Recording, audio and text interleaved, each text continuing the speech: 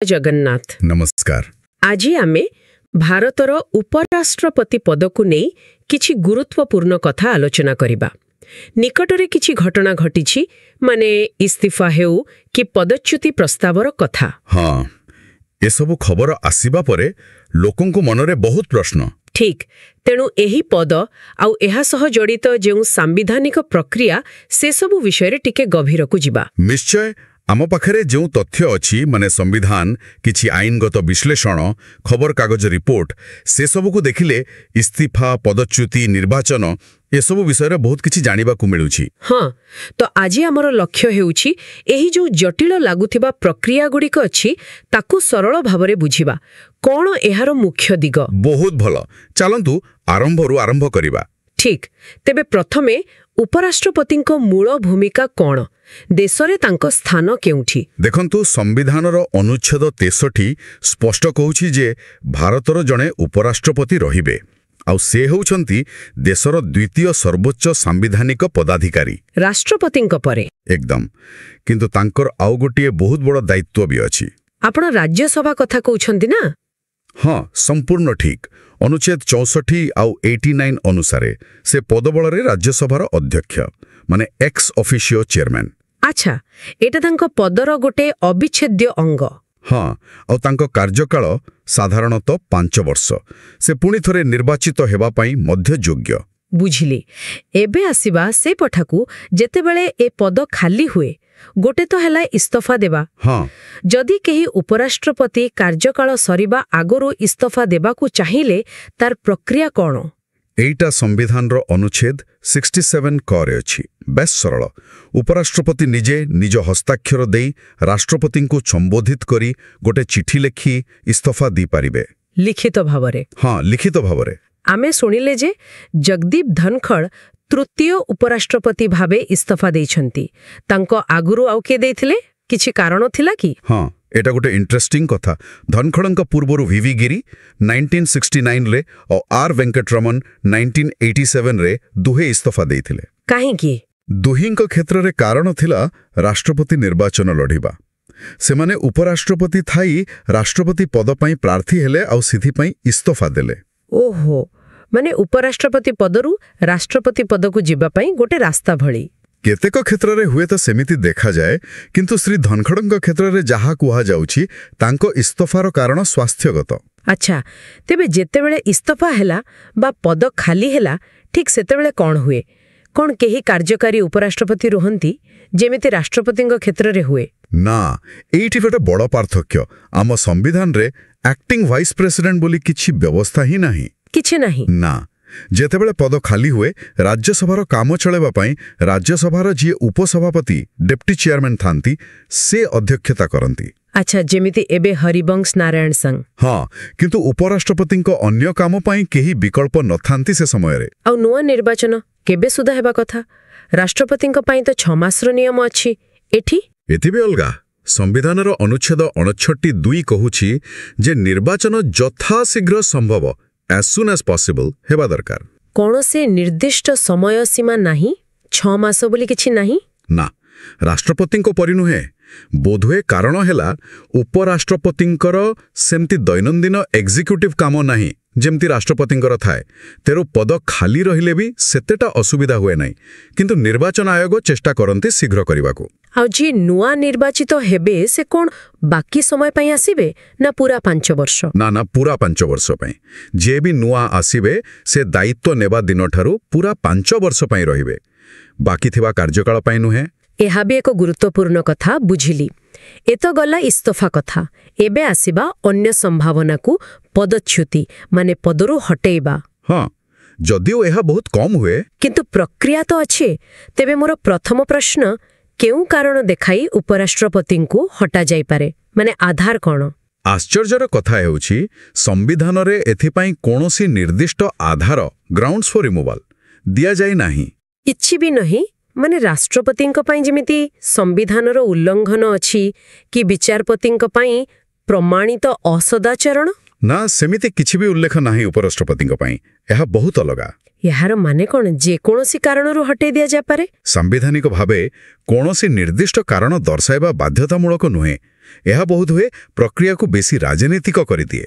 ଆଚ୍ଛା, ଯଦି ଆଧାର ଦରକାର ନାହିଁ ତାହେଲେ ପ୍ରକ୍ରିୟା ଆରମ୍ଭ ହୁଏ କେମିତି? କେଉଁଠି ପ୍ରସ୍ତାବ ଆସେ? ଏଇଟା ବି ଅଡ଼।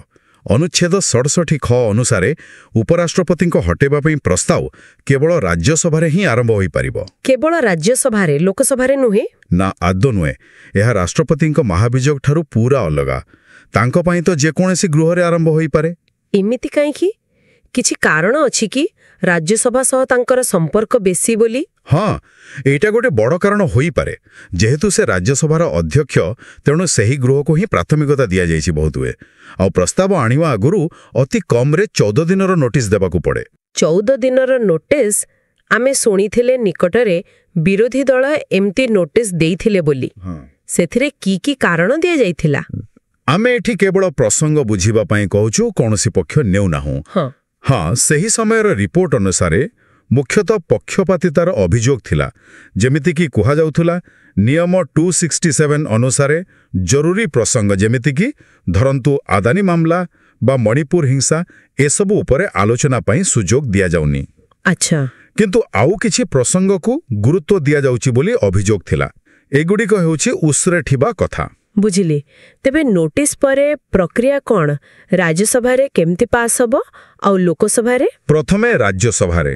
ଏଠି ଯେଉଁ ବହୁମତ ଦରକାର ତାକୁ କୁହାଯାଏ ଇଫେକ୍ଟିଭ ମେଜରିଟି, ମାନେ ତତ୍କାଳୀନ ସମସ୍ତ ସଦସ୍ୟଙ୍କ ପ୍ରଭାବୀ ବହୁମତ। ଏଇଟା କ'ଣ ଇଫେକ୍ଟିଭ ମେଜରିଟି ମାନେ? ଏହାର ଅର୍ଥ ହେଲା ରାଜ୍ୟସଭାର ମୋଟ ଯେତିକି ସିଟ୍ ଅଛି, ସେଥିରୁ ଯେତିକି ସିଟ୍ ଖାଲି ପଡ଼ିଛି ତାକୁ ବାଦ୍ ଦିଅନ୍ତୁ। ଯାହା ବଳିଲା ସେଇଟା ହେଲା ଇଫେକ୍ଟିଭ ଷ୍ଟ୍ରେନ୍ଥ। ତାହାର ଅଧାରୁ ଅଧିକ ସଦସ୍ୟଙ୍କର ସମର୍ଥନ ଦରକାର। ଓହୋ, ମାନେ ଯଦି 455 ସିଟ୍ 5ଟା ଖାଲି, ତେବେ 240ର ବହୁମତ ଅର୍ଥାତ୍ 121 ଭୋଟ। ଏଟା ତ ସାଧାରଣ ବହୁମତ ଠାରୁ ବେଶ କଠିନ। ନିଶ୍ଚୟ, ସିମ୍ପଲ ମେଜରିଟି ନୁହେଁ। ଯଦି ଏହି କଠିନ ବାଧା ରାଜ୍ୟସଭାରେ ପାର ହୁଏ, ତାପରେ ପ୍ରସ୍ତାବ ଯିବ ଲୋକସଭାକୁ। ଆଉ ଲୋକସଭାରେ? ଲୋକସଭାରେ କେବଳ ସାଧାରଣ ବହୁମତ ବା ସିମ୍ପଲ ମେଜରିଟି ଦରକାର।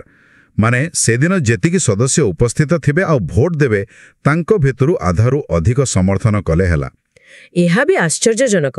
ରାଜ୍ୟସଭାରେ ଏତେ କଠିନ, ଲୋକସଭାରେ ସହଜ, ପୁଣି ରାଜ୍ୟସଭାକୁ ଗୁରୁତ୍ୱ। ହଁ, ସେମିତି ଲାଗୁଛି। ଆଚ୍ଛା, ଯେତେବେଳେ ଏ ପ୍ରସ୍ତାବ ରାଜ୍ୟସଭାରେ ଚାଲିଥିବ, ଉପରାଷ୍ଟ୍ରପତି କ'ଣ ସେତେବେଳେ ଅଧ୍ୟକ୍ଷତା କରିପାରିବେ? ନା, ଆଦୌ ନୁହେଁ। ଅନୁଚ୍ଛେଦ 92 ଏକଥା ସ୍ପଷ୍ଟ କହୁଛି, ଯେତେବେଳେ ତାଙ୍କୁ ହଟାଇବା ପ୍ରସ୍ତାବ ବିଚାରାଧୀନ ଥିବ, ସେ ସଭାପତିତ୍ୱ କରିବେ ନାହିଁ। କିନ୍ତୁ ସେ ଗୃହରେ ଉପସ୍ଥିତ ରହିପାରିବେ, ନିଜ କଥା କହିପାରିବେ। ହଁ, ଏଟା ଗୁରୁତ୍ୱପୂର୍ଣ୍ଣ। ସେ ଗୃହ କାର୍ଯ୍ୟରେ ଭାଗ ନେଇପାରିବେ, ଆଲୋଚନାରେ ଅଂଶଗ୍ରହଣ କରିପାରିବେ, ନିଜ ପକ୍ଷ ରଖିପାରିବେ। ଭୋଟ ଦେଇପାରିବେ କି? ନା, ଭୋଟ ଦେଇପାରିବେ ନାହିଁ। କାରଣ ସେ ତ ରାଜ୍ୟସଭାର ନିର୍ବାଚିତ ବା ମନୋନୀତ ସଦସ୍ୟ ନୁହନ୍ତି। ସାଧାରଣ ସମୟରେ ବି ସେ ପ୍ରଥମେ ଭୋଟ ଦିଅନ୍ତି ନାହିଁ। କେବଳ ଭୋଟ ବରାବର ହେଲେ ଯାଇ ନିର୍ଣ୍ଣାୟକ ଭୋଟ, କାଷ୍ଟିଂ ଭୋଟ ଦିଅନ୍ତି। କିନ୍ତୁ ଏହି ପରିସ୍ଥିତିରେ ସେ କୌଣସି ପ୍ରକାରର ଭୋଟ ଦେଇପାରିବେ ନାହିଁ। ବୁଝିଲେ। ତେବେ ଏ ପୁରା ପ୍ରକ୍ରିୟାକୁ ଦେଖିଲେ ବାସ୍ତବରେ ଜଣେ ଉପରାଷ୍ଟ୍ରପତିଙ୍କୁ ଏମିତି ହଟେଇବାର ସମ୍ଭାବନା କେତେ? ସତ କହିବାକୁ ଗଲେ ବହୁତ କମ୍। ଗୋଟେ ତ ହେଲା ସଂଖ୍ୟା, ରାଜ୍ୟସଭାରେ ଇଫେକ୍ଟିଭ ମେଜରିଟି ଯୋଗାଡ଼ କରିବା ସହଜ ନୁହେଁ। ଆଉ ଦ୍ୱିତୀୟରେ କିଛି ପ୍ରୋସିଜୁରାଲ କଥା ବି ଅଛି। ଯେମିତି ଯଦି ନୋଟିସ୍ ଦେଲା ପରେ ସଂସଦ ଅଧିବେଶନ ସ୍ଥଗିତ ପ୍ରୋରୋଗ ହୋଇଗଲା, ତେବେ ସେ ନୋଟିସ୍ ସାଧାରଣତଃ କାଟ ଖାଇଯାଏ। ପୁଣି ନୂଆ ଅଧିବେଶନରେ ନୂଆ ନୋଟିସ୍ ଦରକାର। ଓହୋ, ଏମିତି କଥା। ହଁ, ତେଣୁ ବହୁତ ଥର ଏହା ଏକ ସାଙ୍କେତିକ ବିରୋଧ ବା ରାଜନୈତିକ ଚାପ ସୃଷ୍ଟି କରିବାରେ ଉପାୟ ଭାବେ ବ୍ୟବହାର ହୁଏ। ପ୍ରକୃତରେ ହଟେଇଲା ପର୍ଯ୍ୟନ୍ତ ଯିବା କମ୍ ଦେଖାଯାଏ। ବୁଝିଗଲେ। ତାହେଲେ ଯଦି ପଦ ଖାଲି ହୁଏ, ଇସ୍ତଫା ଯୋଗୁଁ ହେଉ କି ଏହି କଷ୍ଟସାଧ୍ୟ ପଦଚ୍ୟୁତି ପ୍ରକ୍ରିୟା ଯୋଗୁଁ ହେଉ, ତାପରେ ହୁଏ ନୂଆ ନିର୍ବାଚନ। ସେଇ ନିର୍ବାଚନ କେମିତି ହୁଏ? କିଏ କରାଇ? ଏଇଟା କରନ୍ତି ଭାରତର ନିର୍ବାଚନ ଆୟୋଗ, ମାନେ ଇଲେକ୍ସନ କମିଶନ ଅଫ୍ ଇଣ୍ଡିଆ। ଅନୁଚ୍ଛେଦ 324 ଅନୁସାରେ ଏହା ତାଙ୍କ ଦାୟିତ୍ୱ। ଏହାର କିଛି ନିର୍ଦ୍ଦିଷ୍ଟ ଆଇନ ଅଛି ନା? ହଁ, ରାଷ୍ଟ୍ରପତି ଓ ଉପରାଷ୍ଟ୍ରପତି ନିର୍ବାଚନ ଅଧିନିୟମ 1952, presidential and vice presidential elections act 1952 ଆଉ ତା ସହ ଜଡ଼ିତ ନିୟମ ଅନୁସାରେ ସବୁ ହୁଏ। ଏଥିରେ ରିଟର୍ଣ୍ଣିଂ ଅଫିସର କିଏ ହୁଅନ୍ତି? ଏକ ପରମ୍ପରା ଅଛି। ଲୋକସଭା ଆଉ ରାଜ୍ୟସଭାର ଯିଏ ମହାସଚିବ ସେକ୍ରେଟାରୀ ଜେନେରାଲ ଥାନ୍ତି, ସେମାନେ ପାଳି କରି ଏହି ଦାୟିତ୍ୱ ନିଅନ୍ତି। ଥରେ ଲୋକସଭା, ଥରେ ରାଜ୍ୟସଭା। ଏମିତି। ଆଚ୍ଛା, ଏହା ଏକ ଭଲ ପ୍ରଥା। ସବୁଠୁ ବଡ଼ କଥା, ଭୋଟ ଦିଏ କିଏ, ଇଲେକ୍ଟ୍ରାଲ କଲେଜରେ କିଏ କିଏ ଥାଆନ୍ତି, ଏହା କ'ଣ ରାଷ୍ଟ୍ରପତି ନିର୍ବାଚନ ପରି? ନା, ଏଠି ବି ଗୋଟେ ବଡ଼ ପାର୍ଥକ୍ୟ। ଉପରାଷ୍ଟ୍ରପତି ନିର୍ବାଚନ ପାଇଁ ଯେଉଁ ନିର୍ବାଚକ ମଣ୍ଡଳୀ, ସେଥିରେ କେବଳ ସଂସଦର ସଦସ୍ୟମାନେ ଥାଆନ୍ତି। କେବଳ ସାଂସଦ? ହଁ, ଲୋକସଭା ଓ ରାଜ୍ୟସଭାର ସମସ୍ତ ସଦସ୍ୟ, ମାନେ ନିର୍ବାଚିତ ଆଉ ମନୋନୀତ ଉଭୟ। ଓହୋ, ଏଇଟା ବହୁତ ଅଲଗା। ରାଷ୍ଟ୍ରପତିଙ୍କ ପାଇଁ ତ କେବଳ ନିର୍ବାଚିତ ସାଂସଦ ଆଉ ରାଜ୍ୟ ବିଧାନସଭାର ନିର୍ବାଚିତ ସଦସ୍ୟ MLA ଭୋଟ ଦିଅନ୍ତି, ମନୋନୀତ ସଦସ୍ୟ ନୁହନ୍ତି। ଠିକ୍। ଏଠି କିନ୍ତୁ ରାଜ୍ୟ ବିଧାନସଭାର କୌଣସି ଭୂମିକା ନାହିଁ, କିନ୍ତୁ ସଂସଦର ମନୋନୀତ ସଦସ୍ୟ ଭୋଟ ଦେଉଛନ୍ତି। ଏହା କାରଣ ବୋଧେ ପୁଣି ସେଇଆ। ଉପରାଷ୍ଟ୍ରପତିଙ୍କ କାମ ମୁଖ୍ୟତଃ କେନ୍ଦ୍ର ସ୍ତରରେ ଆଉ ରାଜ୍ୟସଭା ସହ ଜଡ଼ିତ। ରାଜ୍ୟମାନଙ୍କର ସିଧାସଳଖ ଭୂମିକା ନାହିଁ, ତେଣୁ କେବଳ ସାଂସଦମାନେ ହିଁ ଭୋଟ ଦିଅନ୍ତି। ଆଉ ଭୋଟିଂ ପ୍ରଣାଳୀ ସାଧାରଣ ନିର୍ବାଚନ ଭଳି ଫର୍ଷ୍ଟ ପାସ୍ ଦ ପୋଷ୍ଟ ନା ଆଉ କିଛି? ନା, ଏହା ବି ସ୍ୱତନ୍ତ୍ର। ଏହା ହୁଏ ଆନୁପାତିକ ପ୍ରତିନିଧିତ୍ୱ ପ୍ରଣାଳୀ ଅନୁଯାୟୀ ଏକକ ସଂକ୍ରମଣୀୟ ମତ ଦ୍ୱାରା, ମାନେ proportional representation by means of single transferable vote ବା STV। STV? ହଁ, ଆଉ ଭୋଟ ଗୁପ୍ତ ବାଲାଟରେ ଦିଆଯାଏ। ଏ STV କଥାଟା ଟିକେ ଜଟିଳ ଲାଗେ। କେମିତି କାମ କରେ ଏଇଟା? ଦେଖନ୍ତୁ, ସରଳ ଭାବରେ କହିଲେ ଏଥିରେ ଭୋଟର ମାନେ ସାଂସଦମାନେ ଜଣକୁ ଭୋଟ ଦେବା ବଦଳରେ ପ୍ରାର୍ଥୀମାନଙ୍କୁ ନିଜ ପସନ୍ଦ ଅନୁସାରେ ରାଙ୍କ କରନ୍ତି। ରାଙ୍କ କରନ୍ତି ମାନେ ଯଦି 3 ଜଣ ପ୍ରାର୍ଥୀ ଅଛନ୍ତି, ତେବେ ସାଂସଦ ଜଣକ ଲେଖିବେ ଏ ମୋର ପ୍ରଥମ ପସନ୍ଦ 1, ଏ ଦ୍ୱିତୀୟ ପସନ୍ଦ 2, ଏ ତୃତୀୟ ପସନ୍ଦ 3, ଏମିତି। ଆଚ୍ଛା, ତାପରେ ଜିତେ କିଏ? କେବଳ ପ୍ରଥମ ପସନ୍ଦ ଭୋଟ ଗଣାଯାଏ। ପ୍ରଥମେ ତ ପ୍ରଥମ ପସନ୍ଦ ଭୋଟ ଗଣାଯାଏ, କିନ୍ତୁ ଜିତିବା ପାଇଁ ଗୋଟେ କୋଟା ପାଇବାକୁ ପଡ଼େ। କୋଟା? ହଁ, ସାଧାରଣତଃ ଏଇ କୋଟା ହେଉଛି ମୋଟ ବୈଧ ଭୋଟ ସଂଖ୍ୟାର ଅଧାରୁ ଗୋଟିଏ ଅଧିକ, ମୋଟ ଭୋଟ ବାଇ 2+1।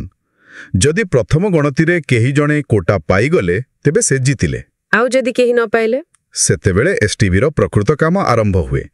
ଯିଏ ସବୁଠୁ କମ୍ ପ୍ରଥମ ପସନ୍ଦର ଭୋଟ ପାଇଥାନ୍ତି, ତାଙ୍କୁ ବାଦ ଦିଆଯାଏ। ହଁ, ଆଉ ତାଙ୍କୁ ଯେଉଁମାନେ ପ୍ରଥମ ପସନ୍ଦ ଦେଇଥିଲେ, ସେମାନଙ୍କ ବାଲେଟ ପେପର ଦେଖାଯାଏ। ସେଥିରେ ସେମାନେ ଦ୍ୱିତୀୟ ପସନ୍ଦ କାହାକୁ ଦେଇଛନ୍ତି, ସେହି ଦ୍ୱିତୀୟ ପସନ୍ଦ ଭୋଟଗୁଡ଼ିକ ବାକି ପ୍ରାର୍ଥୀମାନଙ୍କ ଭୋଟ ସହ ଯୋଡ଼ାଯାଏ। ଓହୋ, ଭୋଟ ଟ୍ରାନ୍ସଫର ହୁଏ? ଏକଦମ। ଏହି ପ୍ରକ୍ରିୟା ଚାଲୁ ରହେ। ଜଣେ ପରେ ଜଣେ କମ୍ ଭୋଟ ପାଇଥିବା ପ୍ରାର୍ଥୀ ବାଦ ପଡ଼ନ୍ତି, ଆଉ ତାଙ୍କ ଭୋଟ ଟ୍ରାନ୍ସଫର ହୁଏ, ଯେପର୍ଯ୍ୟନ୍ତ ଜଣେ ପ୍ରାର୍ଥୀ କୋଟା ପାଇନାହାନ୍ତି। ଏହାର ଉଦ୍ଦେଶ୍ୟ ହେଲା ଯେ ବିଜେତାଙ୍କ ପାଖରେ ବ୍ୟାପକ ସମର୍ଥନ ଥାଉ। ବାଃ, ବେଶ ଗଭୀର ପ୍ରକ୍ରିୟା। ଏବେ ଶୀଘ୍ର ଯୋଗ୍ୟତା କଥା କହିଦିଅନ୍ତୁ, କିଏ ପ୍ରାର୍ଥୀ ହୋଇପାରିବେ? ମୁଖ୍ୟତଃ 4-5ଟି କଥା। ପ୍ରଥମତଃ, ଭାରତର ନାଗରିକ ହୋଇଥିବେ। ହଁ। ଦ୍ୱିତୀୟରେ, ବୟସ ଅତି କମ୍ରେ 35 ବର୍ଷ ହୋଇଥିବ। 35 ବର୍ଷ? ତୃତୀୟ, ଏବଂ ଏଇଟା ଗୁରୁତ୍ୱପୂର୍ଣ୍ଣ, ସେ ରାଜ୍ୟସଭା ସଦସ୍ୟ ହେବା ପାଇଁ ଯୋଗ୍ୟ ହୋଇଥିବେ। ରାଷ୍ଟ୍ରପତିଙ୍କ ପାଇଁ ଲୋକସଭା ଥାଏ। ଆଚ୍ଛା, ରାଜ୍ୟସଭା ପାଇଁ ଯୋଗ୍ୟତା। ଚତୁର୍ଥରେ, କୌଣସି ଲାଭଜନକ ପଦରେ ଅଫିସ ଅଫ୍ ପ୍ରଫିଟ୍ ନଥିବେ, କିନ୍ତୁ ରାଷ୍ଟ୍ରପତି, ରାଜ୍ୟପାଳ, ମନ୍ତ୍ରୀ ପଦକୁ ଏଥିରୁ ବାଦ ଦିଆଯାଇଛି। ଆଉ ପଞ୍ଚମରେ, କୌଣସି ସଂସଦୀୟ ନିର୍ବାଚନ ମଣ୍ଡଳୀରେ ପଞ୍ଜୀକୃତ ଭୋଟର ହୋଇଥିବେ। ଆଉ ନାମାଙ୍କନ ପାଇଁ କିଛି ସମର୍ଥକ ଦରକାର? ହଁ, 20 ଜଣ ସାଂସଦ ପ୍ରସ୍ତାବତ ଆଉ 20 ଜଣ ସାଂସଦ ସମର୍ଥକ ଭାବେ ଦସ୍ତଖତ କରିବା ଦରକାର। ଆଉ 15,000 ଟଙ୍କା ସିକ୍ୟୁରିଟି ଡିପୋଜିଟ୍ RBIରେ ଜମା କରିବାକୁ ପଡ଼େ। 15,000? ବୁଝିଲି। ଯଦି ନିର୍ବାଚନକୁ ନେଇ କିଛି ବିବାଦ ହୁଏ, କିଏ ସମାଧାନ କରିବ? ଏହାର ସମାଧାନ କେବଳ ସୁପ୍ରିମକୋର୍ଟ ହିଁ କରିପାରିବେ। ତାଙ୍କର ନିଷ୍ପତ୍ତି ହେବ ଚୂଡ଼ାନ୍ତ। କେବଳ ସୁପ୍ରିମକୋର୍ଟ? ହଁ। ଆଉ ଗୋଟେ କଥା, ଯଦି ସୁପ୍ରିମକୋର୍ଟ କୌଣସି କାରଣରୁ ନିର୍ବାଚନକୁ ଅବୈଧ ଘୋଷଣା କରନ୍ତି, ତାହେଲେ ବି ସେହି ଘୋଷଣା ଆଗରୁ ଉପରାଷ୍ଟ୍ରପତି ଯାହା ସବୁ କାମ କରିସାରିଥିବେ, ସେସବୁ ବୈଧ ରହିବ, ସେଗୁଡ଼ିକ ଅବୈଧ ହେବ ନାହିଁ। ବାଃ, ଏହା ପ୍ରକୃତରେ ଏକ ବହୁତ ବିସ୍ତୃତ ଆଲୋଚନା ହେଲା। ଆମେ ଇସ୍ତିଫା, ପଦଚ୍ୟୁତି, ନିର୍ବାଚନ ସବୁ ଦିଗ ଦେଖିଲେ। ତେବେ ଏସବୁରୁ ମୁଖ୍ୟ କଥା କ'ଣ ବାହାରିଲା, ମାନେ କି ଟେକ୍ଅୱେଜ୍? ଦେଖନ୍ତୁ, କିଛି କଥା ସ୍ପଷ୍ଟ ହେଲା, ଯେମିତି ଇସ୍ତିଫା ଆଉ ପଦଚ୍ୟୁତି ପାଇଁ ଅଲଗା ଅଲଗା ସ୍ପଷ୍ଟ ପ୍ରକ୍ରିୟା ଅଛି। ହଁ। ପଦଚ୍ୟୁତି ପାଇଁ କୌଣସି ଆଧାର ନଥିବାଟା ଗୋଟେ ବଡ଼ କଥା। ନିର୍ବାଚନ ପଦ୍ଧତି, STV କେବଳ ସାଂସଦ ବି ସ୍ୱତନ୍ତ୍ର। ଆଉ କାର୍ଯ୍ୟକାରୀ ଉପରାଷ୍ଟ୍ରପତି ବୋଲି କିଛି ନାହିଁ? ଏକଦମ। ନୂଆ ନିର୍ବାଚନ ଯଥାଶୀଘ୍ର ହୁଏ, ଆଉ ନୂଆ ଲୋକ ପୁରା 5 ବର୍ଷ ପାଇଁ ଆସନ୍ତି। ଏସବୁ ମୁଖ୍ୟ କଥା। ତେବେ ଏସବୁ ଜାଣିବା ଜଣେ ସାଧାରଣ ନାଗରିକ ପାଇଁ କାହିଁକି ଜରୁରୀ? ଦେଖନ୍ତୁ, ଏଇଟା ତ ଆମ ଦେଶର ଦ୍ୱିତୀୟ ସର୍ବୋଚ୍ଚ ପଦ। ଏଥିରେ କିଛି ପରିବର୍ତ୍ତନ ହେଲେ ବା ଏହାକୁ ନେଇ କିଛି କଥା ଉଠିଲେ ଏହା ପଛର ନିୟମ କାନୁନ କ'ଣ, ପ୍ରକ୍ରିୟା କ'ଣ, ସେ ବିଷୟରେ ଜାଣିବାଟା ଜଣେ ସଚେତନ ନାଗରିକର କର୍ତ୍ତବ୍ୟ। ହଁ, ତା ତ ଠିକ୍। ଏହା ଆମକୁ ଆମ ଗଣତନ୍ତ୍ର କେମିତି କାମ କରେ, ଏହାର ଚେକ୍ସ ଆଣ୍ଡ ବାଲାନ୍ସେସ୍ କ'ଣ, ସେସବୁ ବୁଝିବାରେ ସାହାଯ୍ୟ କରେ। ଆମେ କେବଳ ଖବର ଶୁଣିଦେଲେ ହବନି, ତା ପଛର କଥାଟା ବି ଜାଣିବା ଦରକାର। ନିଶ୍ଚୟ, ସୂଚନା ଆଧାରରେ ନିଜର ମତ ତିଆରି କରିବା ପାଇଁ ଏହା ଜରୁରୀ। ଆଜିର ଆଲୋଚନା ବହୁତ କିଛି ସ୍ପଷ୍ଟ କଲ। ଶେଷରେ ଗୋଟେ ଚିନ୍ତା କରିବା ଭଳି ପ୍ରଶ୍ନ ଛାଡ଼ିଯିବା। ହଁ, ନିଶ୍ଚୟ। ଆମେ ଦେଖିଲେ ଯେ ଉପରାଷ୍ଟ୍ରପତିଙ୍କୁ ହଟାଇବା ପାଇଁ କୌଣସି ନିର୍ଦ୍ଦିଷ୍ଟ ଆଧାର ସମ୍ବିଧାନରେ ନାହିଁ, ଆଉ ପ୍ରକ୍ରିୟା କେବଳ ରାଜ୍ୟସଭାରୁ ଆରମ୍ଭ ହୁଏ, ସେଠି ବି କଠିନ ବହୁମତ ଦରକାର। ତେବେ ଏହି ବ୍ୟବସ୍ଥାକୁ ଦେଖିଲେ କ'ଣ ଲାଗୁଛି? ଏହା କ'ଣ ଉପରାଷ୍ଟ୍ରପତି ପଦକୁ ଅଧିକ ସୁରକ୍ଷା ଦେଉଛି ରାଜନୈତିକ ଚାପରୁ, ନା କୌଣସି ଆଧାର ଦରକାର ନଥିବାରୁ ଏହାକୁ ରାଜନୈତିକ ଆକ୍ରମଣ ପାଇଁ ଅଧିକ ସହଜ କରିଦେଉଛି? ବାଃ, ଭଲ ପ୍ରଶ୍ନଟିଏ। ଅନ୍ୟ ପଦବୀ ତୁଳନାରେ ଏହାର ସ୍ଥିତି କ'ଣ ଅଲଗା? ହଁ, ଏହା ଉପରେ ବିଚାର କରାଯାଇପାରେ। ନିଶ୍ଚୟ। ଏହି ପ୍ରଶ୍ନର ସହିତ ହିଁ ଆଜିର ଆଲୋଚନା ଶେଷ କରୁଛୁ। ଆମ ସହ ଏହି ଯାତ୍ରାରେ ସାମିଲ ହୋଇଥିବାରୁ ସମସ୍ତଙ୍କୁ ଧନ୍ୟବାଦ। ଧନ୍ୟବାଦ। ପୁଣି ଦେଖାହେବା। ନମସ୍କାର। ନମସ୍କାର। ଜୟ ଜଗନ୍ନାଥ। ଜୟ ଜଗନ୍ନାଥ।